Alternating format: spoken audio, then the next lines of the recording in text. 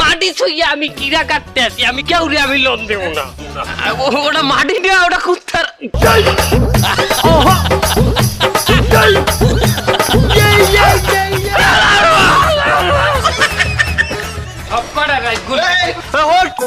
অস্ত্র নামান, অস্ত্র নামান, নামান। আরে পকেটে না, অস্ত্র নামান। আমি আপনি দিনে দুপুরে গেলে অস্ত্র লইয়া রাস্তায় ঘোরেন, মানুষের হয়রানি করতে আছেন? আপনি তো একজন সন্ত্রাসী মিয়া। না না না না না স্যার, আমি সন্ত্রাসী না।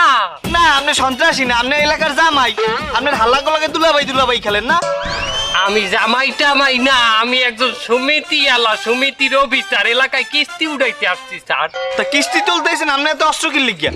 জীবনে অনেক অনেক খাতা কলম লইয়া তার মানের কাছে কাছে আসছি, কেউ কিস্তি দেয় না, কেউ কিস্তি দেয় না। বাবারে সোনারে, বাবা গো, কাকু বাতিজা, মা গো, কত কিছু যে বলাইছি, সোজা কথা গিয়ে ওঠে না, কেউ কিস্তি দেয় না।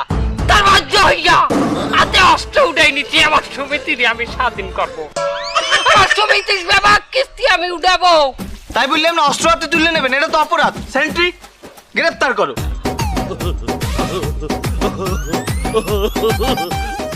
হ্যাঁ, গ্রেফতার করো। পারবেন না। পারবে না কেন? আমার দেখতে লোন নেছে, আমার সমিতি করে। এই, তুই ওর দিতে লোন নেছো? কথা কও না কে?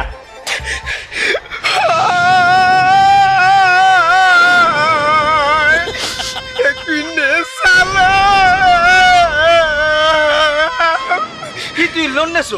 তোরে তো সরকার ভালো একটা বেতন দেয়, তুই লোন নেছো কে? আরে আমার বউয়ের জ্বালা।